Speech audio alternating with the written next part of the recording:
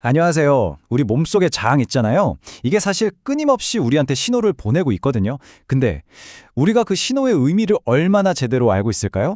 그래서 오늘은요, 최신 의학 컨퍼런스에서 나온 진짜 핵심들만 쏙쏙 뽑아서 대장학문 건강의 그 놀라운 최전선으로 한번 들어가 보려고 합니다. 아마 생각하셨던 것보다 훨씬 더 역동적인 세계가 펼쳐질 거예요. 여러분, 대장 내시경 받아보신 분들 꽤 많으시죠? 우리가 그냥 편안하게 검사를 받는 바로 그 순간에 이 분야 최고 전문가들의 머릿속은 사실 굉장히 복잡한 고민으로 가득 차 있다고 해요. 과연 뭘까요? 자, 이 질문을 열쇠 삼아서 전문가들의 세계로 함께 들어가 보겠습니다. 첫 번째 주제입니다. 가장 흔하게 받는 검사 과정에서도 일어날 수 있는 아주 드물지만 심각한 위험에 대한 이야기인데요. 모든 의료 행위에는 예상치 못한 변수가 따르기 마련이니까요. 그 변수 중 하나가 바로 천공입니다. 단어 그대로 대장벽에 구멍이 생기는 걸 말하는데요. 정말 드문 일이지만 일단 발생하면 즉각적인 조치가 필요한 응급 상황이 될 수 있습니다.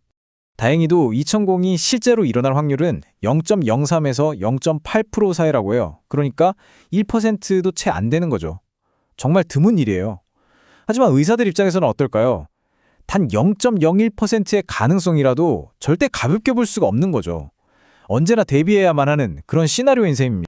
예전에는요, 천공이 생겼다 하면 무조건 배를 여는 수술을 해야만 했어요. 그런데 이제는 상황에 따라서 두 가지 길이 열렸습니다.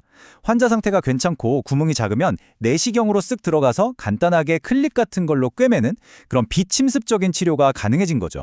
물론 이게 불가능할 정도로 위급한 상황에서는 여전히 외과적 수술이 환자의 생명을 구하는 가장 확실한 방법이고요.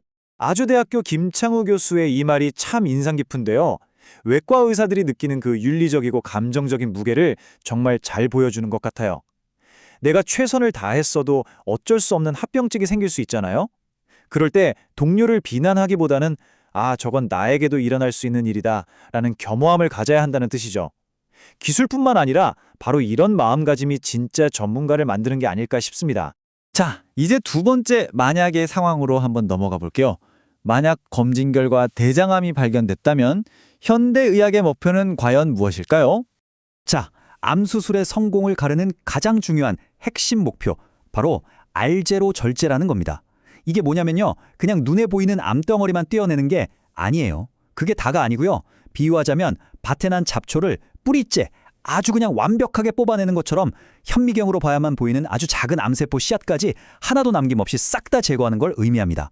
바로 이 알제로 절제를 해냈느냐 못했느냐가 재발을 막고 환자의 생존율을 결정하는 정말 가장 중요한 열쇠가 되는 거죠. 예전에는 사기암, 그러니까 다른 장기로 암이 퍼지면 치료가 어렵다고 생각했잖아요. 그런데 이제는 상황이 많이 달라졌습니다. 수술 전에 아주 강력한 항암 치료로 종양 크기를 확 줄여버리거나, 이게 TNT고요. 아니면 배 안에 뜨거운 항암제를 직접 순환시켜서, 이게 힙핵인데 눈에 보이지 않는 암세포까지 다 죽여버리는 거죠. 이렇게 전이된 암까지도 완치를 목표로 하는 아주 공격적인 치료들이 시도되고 있습니다. 그런데 대장학문 외과 의사들의 일이 암 치료에서만 끝나는 게 아닙니다. 지금부터는요, 암은 아니지만 환자의 일상을 정말 송두리째 흔들어 놓을 수 있는 그런 만성 질환들에 대해서 한번 알아볼게요. 우리 장 구조를 보면 이렇게나 복잡하고 정교하게 얽혀 있습니다. 바로 이 복잡성 때문에 암이 아니더라도 삶의 질을 뚝 떨어뜨리는 여러 가지 기능적인 문제들이 생길 수 있는 거죠. 지금부터 살펴볼 질환들이 바로 그 좋은 예입니다. 첫 번째가 변실금입니다. 이게 사실 많은 분들이 터놓고 말하기 힘들어하는 문제인데 삶의 질에는 정말 치명적인 영향을 주는 질환이거든요. 특히 다른 질환의 후유증으로 나타나는 경우가 많은데요.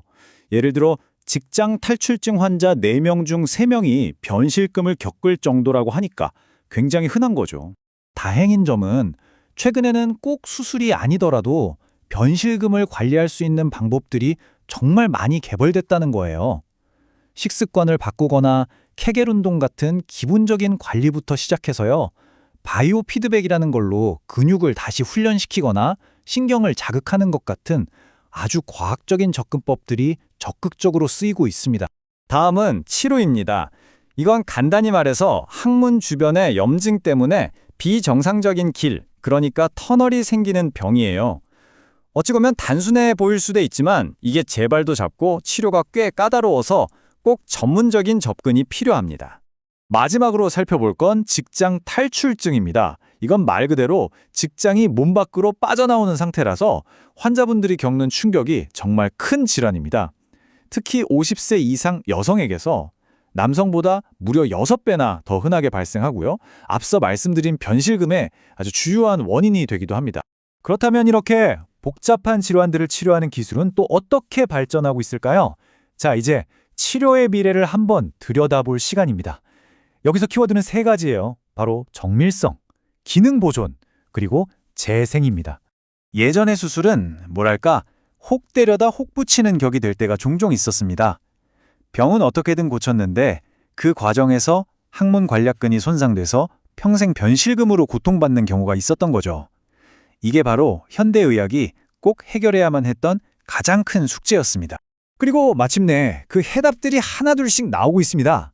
고해상도 MRI로 수술 부위를 거의 밀리미터 단위까지 정밀하게 파악해서 불필요한 손상을 막고요. 괄약근의 기능을 최대한 살리는 기술이 이제는 표준이 되었어요. 여기서 한 발 더 나아가서 손상된 신경을 다시 살리거나 아예 줄기세포로 조직을 재생하는 단계까지. 이건 뭐 그야말로 치료의 혁명이 일어나고 있는 거죠. 이런 엄청난 기술 발전은요, 의료 시스템 전체가 바뀌어야 한다는 걸 의미하기도 합니다.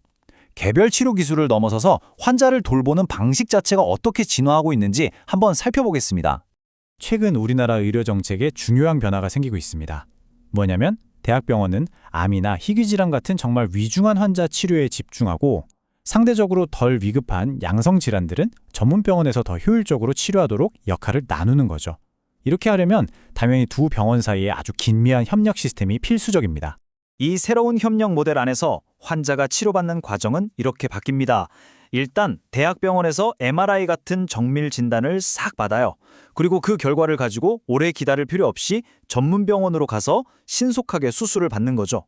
그 후에 만약 필요하다면 다시 대학병원에서 체계적인 사후 관리를 받는 이런 식으로 물 흐르듯 끊김없는 최적의 경로가 만들어지는 겁니다.